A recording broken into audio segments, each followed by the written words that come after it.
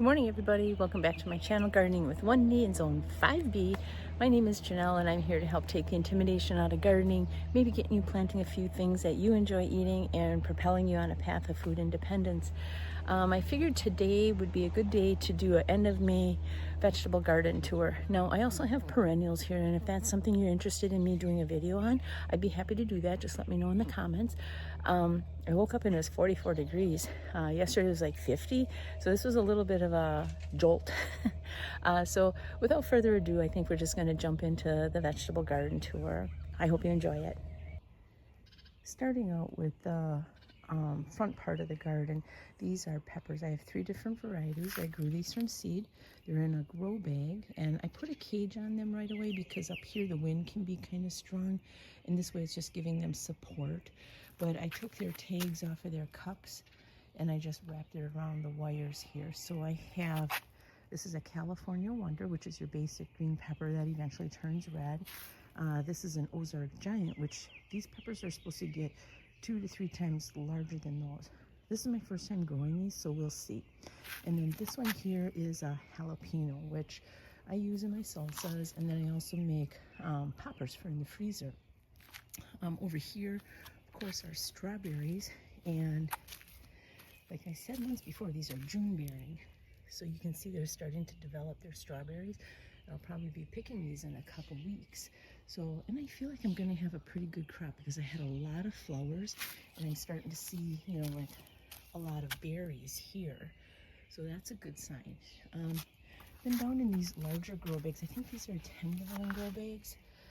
They'll take about 1.5 liters of potting soil. So if you're out potting soil shopping, and you get like a 2-liter bag, I believe they sell them, that would almost be like a full bag, almost. So this is a cabbage, and we got another cabbage, and another cabbage, and another cabbage. And then over here, I want to just point out too, with each of my cabbages, I planted some dill, and dill is a natural pest deterrent for cabbages. It keeps away the cabbage moth. I did it last year. I had some that didn't have any dill with them, and I had some that had dill. The ones with dill had a lot less damage, so I'm doing it again this year. And then here's another cabbage and 1 huckleberry. I put the other 2 huckleberry in the ground yesterday, and I'm just going to be kind of curious to see which does better. Does it do good in a pot, or is it better off in the ground for how much it would produce? In this bed here, I've got onions, tomatoes, and a couple of peppers. And then I plant like a nasturtium. That is Clarkia, I believe. And that Clarkia there yesterday took a beating. We had some heavy rain yesterday. So I've got onions here, and these are either Spanish white or Utah yellow.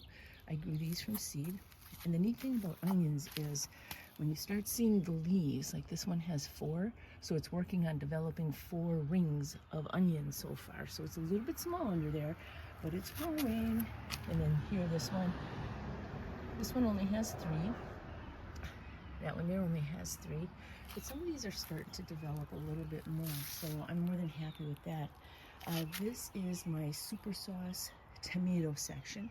And I've said it before, super sauce is by far my favorite tomato to can with because of the type of canning I do. And then I gotta prune these up a little bit more because you don't ever want the leaves to touch the soil, because that's how you introduce things like blight and fungus into the plant. And then these peppers here, they're called Carmen.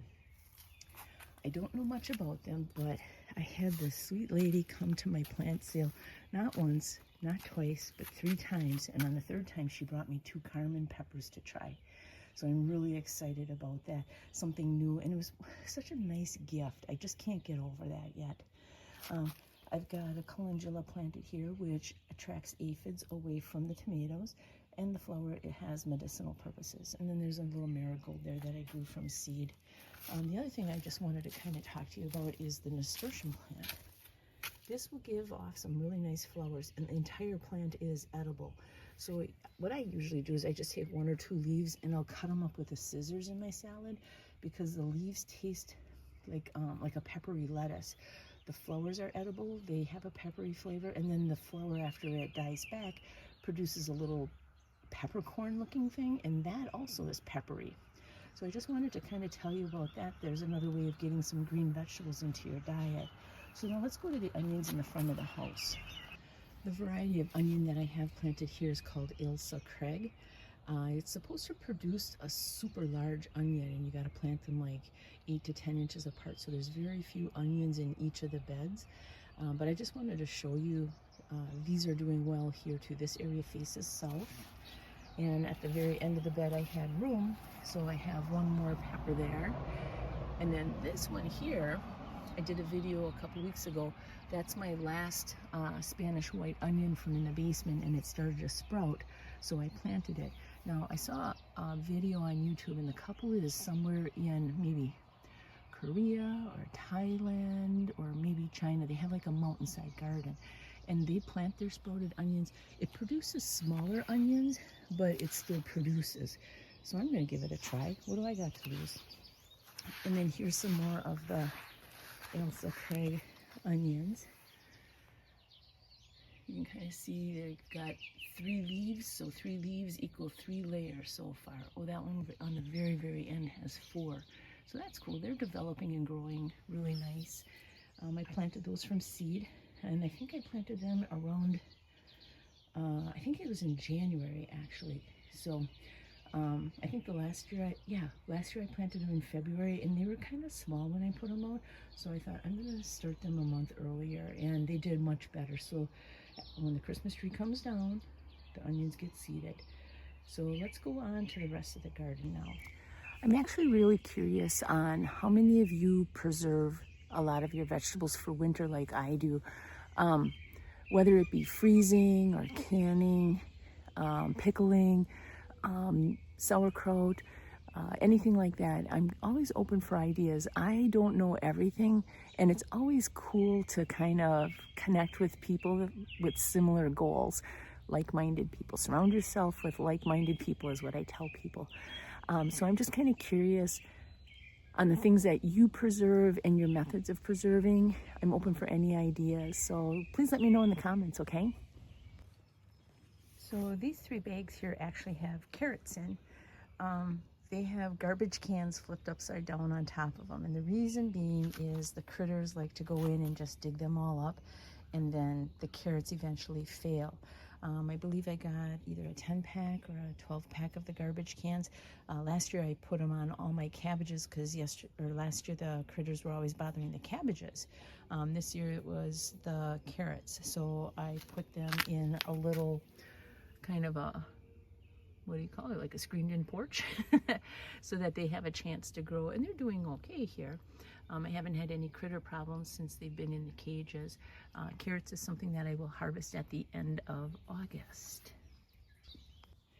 So now in this little area here, we're looking at a potato, and any of you that are following me, you saw that I had took a grow bag from in the garage in February and brought it in the house and thawed it out for a couple days, and then I planted 2 potatoes that had sprouted in my basement.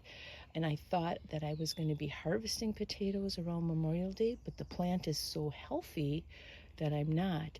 Typically you don't harvest a potato until the vines start, and when I say vines I mean the entire plant, until it starts dying back and turning yellow and brown and gets a little crispy. So you can tell like this plant here is far from that stage, so that tells me that they're still developing underground. I really hope that I get something out of this. I'll be surprised to see what I get. Am I going to get a bunch of little ones, or am I going to get some big monster potatoes? So that is my potato grow bag experiment from in the house this winter. Going over here, these are cabbage plants that I had winter sowed. And you can kind of see the critters have been in here kicking up the dirt. I'll probably have peanuts growing in here, or sunflowers.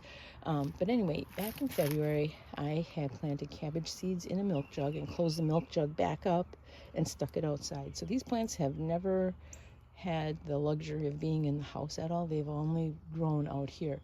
I was really surprised that they did so well out in the winter sowing, because that was the first time that I was doing that. One of my really good friends does winter sowing each winter, and she's had so much success. So I'm like, I'm going to try it. So those are my cabbages from winter sowing. Now over here, I have, well, that's one little marigold as a pest deterrent. These plants here, these are fava beans, and they bring nitrogen into the soil. So I ordered a pack of seeds this year, and I think there was 30 of them in there. I planted all of them, and then I saw a bunch of little spots where the critters were digging, and I thought I lost a lot of them, but it wasn't as bad as what I thought. So that's good news. So I've got fava beans planted in each bed. These onions here are either Utah yellow or Spanish white. And again, here we've got one that's got 4 leaves, so that onion will have 4 rings. This one here has 4 leaves, 4 leaves. This one has 3. So you can see that it's slowly starting to develop. I usually harvest my onions at the end of August. This right here is a little annual that I grew from seed called Stock. It was my grandma's favorite. And I always try to bring a couple pollinators into each bed because my tomatoes, they need pollination. These are some sweet peas that I grew from seed. This is my A team. I've got a B team in the next bed and a C team in the other ones. So I took like the best of them and I planted them together. Then the second best are together and so on. So that is sweet peas, and they're going to produce a nice little flower. Then I've got some San Marzano tomatoes, and mine were so tall that I had to cage them right away. Holy man, is that a bud? Gotta go check that out. I don't know. Right here. I think that's a bud. Oh, now that's a surprise from yesterday. That's cool. So my San Marzano tomatoes are budding at the end of May. That's pretty cool. I also planted, this is a calendula. This is a calendula that's been dug up not once, not twice, but 3 times. So we'll see how it does today. I have here, now I know these 2 rows look like they're planted really close together, but these are wasabi radishes, and they only take like, I think like 40 days or so for them to develop their radish, and then you can pull them. So then when these are all pulled out, that's going to give room for the peas a little bit here, and then I can put up some sort of what would you call it, netting or something for them to grow on so that they grow more upright. Here again, that is a fava bean. I'm just kind of looking at some of these other tomatoes right here. I don't know if I'm blocking it. Right here is a cluster of buds. That is so amazing. That is so amazing. Right here are some things that I have to get in the soil. I had to order some grow bags, and they're gonna come probably in about a week. I went and I picked up the soil last night, and I did it so that it was downpouring huge drops and I got soaked. That wasn't really good planning, but I got it home anyway. Right here are some more peas, another nasturtium. This is my B team of sweet peas, and then fava beans. So the sweet peas, they're kind of planted in random spots, and that's just because the critters dug up the fava bean seeds, so I had empty holes. These here are my 2 new varieties of tomatoes. This is a pineapple tomato, and that is a Black Beauty. So that gets a really dark purpley skin, and it's supposed to have higher antioxidants, which I think holds true with anything with a dark purple skin, like blueberries, huckleberries, maybe eggplants, maybe not eggplants unless you eat the skins. So I'm always trying to introduce antioxidants into my diet in kind of a natural way, just to try to stay healthier. I did plant some little seeds in some of the corners of the beds. There's another calendula.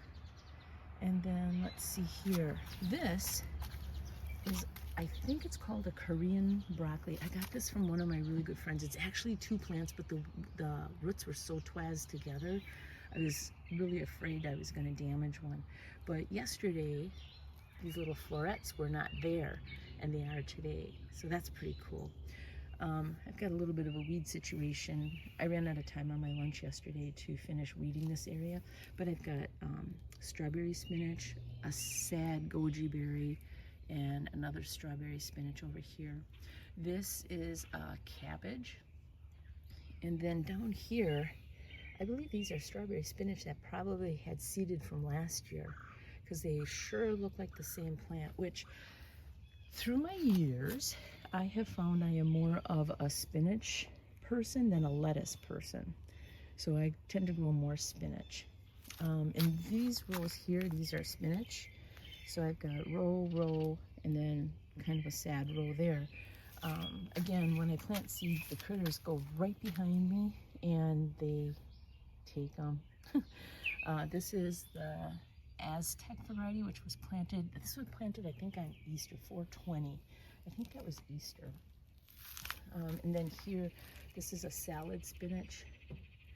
And this is dill, or a carrot. And I'm going to talk to you a little bit about that too. Where I rake up all my leaves and mulch them, there were carrots and dill both planted, and I think when I mulched all those leaves, they ended up in the beds and they're growing now. I always enjoy a good volunteer plant, and dill can be one of those pest deterrents just because of its scent. So I have one there, and one there. And this is a cabbage. And then over here, this bed has mustard greens. I've never grown mustard greens before. People say that they're very, very delicious. And I think I'm gonna pick some today for a salad at lunch. So I'm giving them a try. They always say that the vegetable tastes a lot better than the name sounds. So I wanted to try it. So I grew these in the house from seed. I had 2 peas here, one here and one here, but the critters kept digging them out, so I don't know if they're going to survive.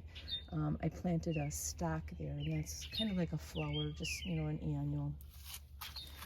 In here, and I don't know if I'm going to get anything again, I have parsnips growing in a row right here. Now, parsnips take about a month to germinate, so that's a real slow grower. I'd like to think like that might be one. There's a couple things here, like this one. See what I mean? They dig all that up. So I'm thinking those could be parsnips sprouting. This here row are supposed to be beets, but nothing has grown. And if nothing grows, that's going to be okay, because I still have some pickled beets from last year. All of a sudden I hit a wall and I didn't eat them as much. So I have some left from last year. So that tells me that maybe I over canned. Here's my other strawberry spinach that I just put in the ground. It was starting to outgrow its pot. And you can see, you know, another volunteer dill. And I'm not upset with volunteers, no siree. Let's go over to the next bed. This is kohlrabi. Now, kohlrabi I grew in the house. There were actually 2 right here, but they were real small. They were small like that plant there, and they just never caught. But kohlrabi, once they're harvested, this whole area will be open, and I think this is where I'm going to plant some peas for like a second crop for just pea pods. So here in Wisconsin, we usually have peas like in July-ish, I think, and a lot of us try to plant a second crop to squeeze in before it gets too cold. And last year I did that, and all I got were pea pods. Okay, so they never really fully developed, but what I did was I made some stir-fry mixes. So they have carrots and I think like a little bit of onion. So whenever I thaw out a chicken breast, I just open up a little bag of those vegetables for a stir-fry. So I have pea pods and I start to feel kind of fancy. Right here, this is a China jade cucumber with a blossom forming. I started growing these from seed in the house. My neighbor gave me an artichoke, first time growing that, so I'm hoping I don't disappoint her. And here is another China jade cucumber. Now this one here just starts to look, I gotta get around this tree. This one here looks like it's starting to produce a little flower. Right here, this little star, I think that's gonna be a flower. Last year I had one China jade cucumber plant and I had more than enough cucumbers. I usually plant bush cucumbers too, but that plant I planted 2 bush cucumbers and 2 China jades, thinking if one of each survives, I'll be happy. And that's exactly what happened last year. I had 1 of each, and I had plenty of cucumbers. This year, my bush cucumbers didn't make it. They started to die back once they came outside. And, you know, maybe they just weren't that strong of a plant. So that might be more on me.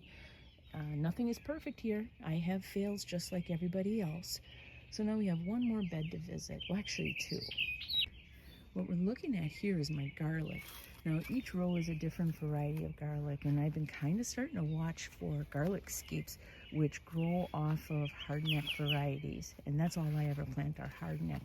I usually plant purple Kioski, music, Siberian, and I can't think of the last one. So anyway, there's going to be little bulbs under each of these plants. I will be harvesting these probably in July, and when you harvest garlic, you know it's ready when 2/3 of the foliage dies back. So you can see these are very lush, so it's clearly not time and that they're still developing under the ground. Here's a rhubarb plant that I keep trying to dig out so I have more room, and every couple years it starts coming back. And actually this year I'm not upset because I kind of wanted to have some rhubarb. Rhubarb is kind of a perennial vegetable like asparagus, where it just keeps coming back once you have it planted. It's kind of nice because in Wisconsin the temperatures can be kind of cold, and it's always good to know that something like that or asparagus is going to come back. I don't plant asparagus here. I'm not a fan of asparagus. I had a bad childhood force feeding experience with it. I might eat 1 or 2 stalks raw, and that tastes kind of like peas, but the rest is just I can't go down that path. Oh shoot, another bed. I built this bed up. This bed here has my last cabbage that had no room to go anywhere else. And then there are 3 sweet potatoes that had sprouts, but they were too little to pull to root. So I just planted the potato whole underground, and we'll see, look at that. Here too. A little bit of activity. And then you can see the critters, they've been digging. Okay, so my sweet potatoes like that are gonna do good. Like I said, I ordered some grow bags, and I have 3 sweet potatoes in the house that I gotta get into grow bags. Those have like massive roots, so pretty excited about that. So now we have 1 more bed. Here we go. All right, so now this raised bed has 2 tomato plant varieties that I've never planted before. This is a pineapple tomato. It's supposed to have a more citrusy flavor. I never planted it before. If you have, let me know what your thoughts were on it. Sometimes I think that they try to make a description match the actual name of the plant, but then it still ends up tasting more like a tomato. I don't know, but I'm growing it. I just thought it would be really interesting. This is more of a slicing type of a tomato. And then over here, this is a black beauty, and it gets like a purple skin, and it's supposed to have higher antioxidants. Anytime you have a vegetable with a purple skin or a fruit with a purple skin, it's supposed to be higher in antioxidants, things like huckleberries, blueberries, now this black beauty tomato. I'm not sure if the eggplant holds true to the same, but anyway, I just thought I would mention that. Got a nasturtium down here. We just talked about the nasturtium. These here are my B team sweet peas, and they're doing a little bit better, I think, than the other ones. Again, this was planted in a hole where the fava bean disappeared. So I've got my row of fava beans right here, and then all of a sudden there was probably 3 missing. So in went the nasturtium and my B team of sweet potatoes. Right down here, these are some peas. They're starting to get their little tendrils. With peas, I do plant 2 crops. This here is a purple potato. There's another one here. This was the last one to sprout, so the foliage is a little bit darker. And then there's one over here. And then just a couple days ago, I planted a white potato in this area. And of course, it's not had anywhere near the time needed to sprout yet. Gotta be patient. So that's what's going on in this bed. Now you can kind of see how far apart I planted the potatoes, so that you can see with the little popsicle sticks. And the reason is there's a lot that goes on under the soil when growing potatoes. Remember, you've seen how big potatoes are in a 3-pound bag or a 5-pound bag. That's what's going on here. Each potato plant could produce roughly 3 to 5 pounds of potatoes. And then when I harvest them, I usually eat the smaller ones first because they don't store that well. And then also during winter, I kind of keep checking on them. And when they start to get a little soft, I'll bring those upstairs and I'll boil them up, and I'll just make mashed potatoes and freeze those for a quick side of a meal. Here's my little chipmunk friend looking for peanuts. Sorry, buddy, I just gave you some. They're over in the other area. So anyway, that's the activity on this bed. Oh, and I also have a marigold in here, and that's just mainly for plant deterrent or pest deterrent.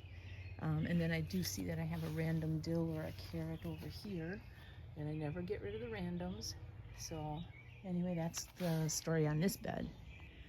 All right, so this bed has some soya beans, which I sprouted in the house because I was afraid the critters would go after them, and they're kind of beat up.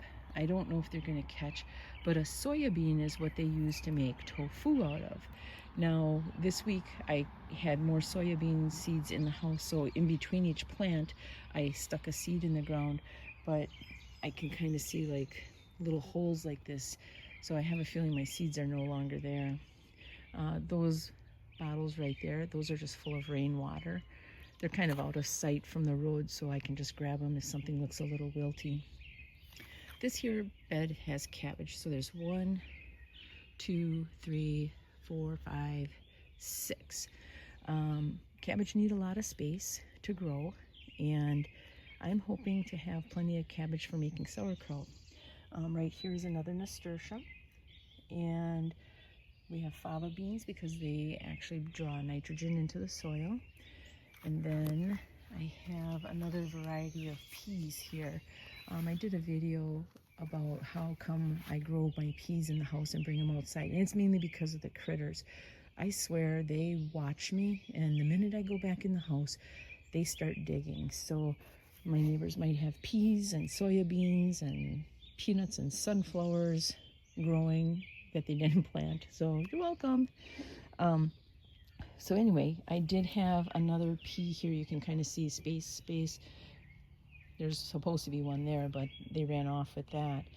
And then it's random dill or a carrot again. And you can see that there's one right there, there's one there. I'm leaving them because either way, if it's dill or a carrot, that's a bonus for me. And the fava beans there, those are looking really healthy. I wonder if I can rub them and kind of get a smell. That might be carrot. It's really young, so it might be too difficult to tell. Oh, this is my C team of sweet peas. And I don't know if the critters did that or if the heavy rain from yesterday did that. Bummer. But anyway, this is pretty much everything right now here at the end of May. I think I'm going to do a video at the end of June, at the end of July, at the end of August, just to kind of keep updating you with the growth, successes, failures, just to let you know that not everything here is perfect. I've had a lot of years of practice, so I know now what works here in my yard. So I really hope you found this video informative. Please like, follow, share, subscribe. And if you're interested in having me do a video on my perennials, let me know in the comments, and I'll do that because I do have quite a few perennials here too. So thank you so much for spending your valuable time with me. I appreciate it. Have a great day. Bye. All right, so this bed has some soya beans, which I sprouted in the house because I was afraid the critters would go after them, and they're kind of beat up. I don't know if they're going to catch, but a soya bean is what they use to make tofu out of. Now, this week I had more soybean seeds in the house, so in between each plant I stuck a seed in the ground, but I can kind of see like little holes like this, so I have a feeling my seeds are no longer there. Those bottles right there, those are just full of rainwater. They're kind of out of sight from the road, so I can just grab them if something looks a little wilty. This here bed has cabbage, so there's 1, 2, 3, 4, 5, 6. Cabbage need a lot of space to grow, and I'm hoping to have plenty of cabbage for making sauerkraut. Right here is another nasturtium, and we have fava beans because they actually draw nitrogen into the soil. And then I have another variety of peas here. I did a video about how come I grow my peas in the house and bring them outside, and it's mainly because of the critters. I swear they watch me, and the minute I go back in the house, they start digging. So my neighbors might have peas and soybeans and peanuts and sunflowers growing that they didn't plant. So you're welcome. So anyway, I did have another pea here. You can kind of see space. There's supposed to be one there, but they ran off with that. And then it's random dill or a carrot again. And you can see that there's one right there, there's one there. I'm leaving them because either way, if it's dill or a carrot, that's a bonus for me. And the fava beans there, those are looking really healthy. I wonder if I can rub them and kind of get a smell. That might be carrot. It's really young, so it might be too difficult to tell. Oh, this is my C team of sweet peas. And I don't know if the critters did that or if the heavy rain from yesterday did that. Bummer. But anyway, this is pretty much everything right now here at the end of May. I think I'm going to do a video at the end of June, at the end of July, at the end of August, just to kind of keep updating you with the growth, successes, failures. You know, just to let you know that not everything here is perfect. I've had a lot of years of practice, so I know now what works here in my yard. So I really hope you found this video informative. Please like, follow, share, subscribe. And if you're interested in having me do a video on my perennials, let me know in the comments, and I'll do that because I do have quite a few perennials here too. So thank you so much for spending your valuable time with me. I appreciate it. Have a great day. Bye.